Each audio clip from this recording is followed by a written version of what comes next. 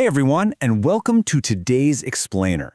We're jumping straight into a really fascinating devotional text today from an organization called Jesus Calls. It's titled Faith That Never Fails, and it weaves this incredibly intense real-life family survival story together with some pretty deep theological concepts. Let's just dive right in. To really grasp the impact of this text, we kind of have to start right at the absolute highest stakes. The author writes this, "Shilpa, we are all stopped at this place, and they are trying to kill us." Seriously, imagine picking up the phone and hearing that terrifying warning from your own mother. The author, who is reflecting back on a memory from when they were just 8 years old, uses this sudden dramatic climax to hook us instantly.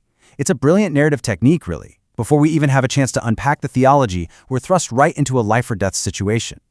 It immediately forces us to ask, how on earth did they get here? And more importantly, how are they going to get out? Section 1. A Mother's Silent Faith, Fear versus the Power of Prayer. So right off the bat, the author draws the super sharp, deliberate contrast for us. On one side, we have what they call the anxious perspective.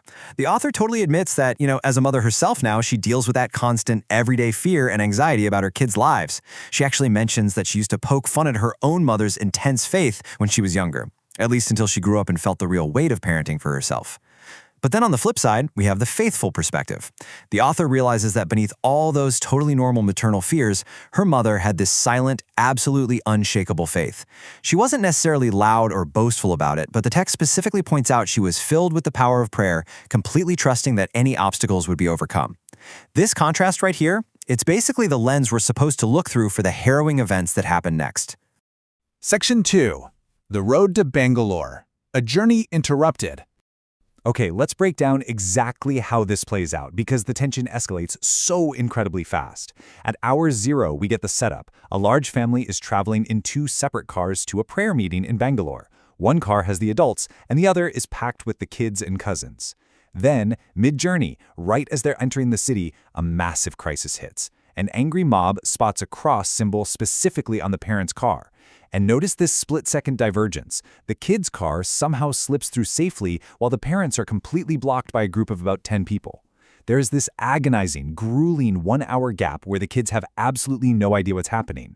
And that all builds up to that terrifying phone call we talked about a minute ago, where the mother warns them that the mob is actively trying to burn their car down.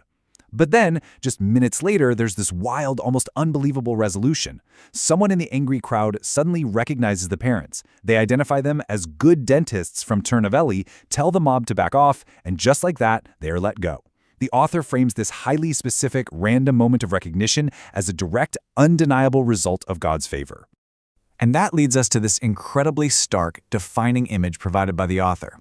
While the kids in that escaping car were in a state of total, sheer panic, the author even notes they were terrified that just wearing a cross necklace or a Christian t-shirt was going to get them killed, the mother's reaction is the exact opposite. The text describes her walking fearlessly right through the danger with her red-color Bible in her hand.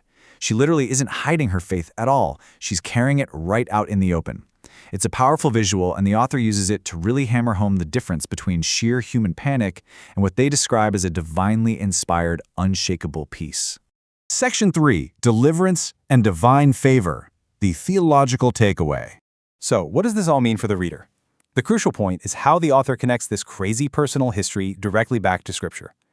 They anchor this entire Bangalore incident to one specific verse from Numbers 21:34. "Do not be afraid of him, for I have delivered him into your hands." The author explains that even though their mother obviously must have felt some level of human fear in that terrifying moment, the Lord essentially delivered the enemies into their hands by granting them completely unexpected favor through that random bystander who recognized them as dentists. The lesson the source material is extracting here is pretty straightforward. If you do not deny your beliefs when you're faced with opposition, you will be rewarded with divine deliverance. They're using this historical family event as direct, literal proof of this biblical promise.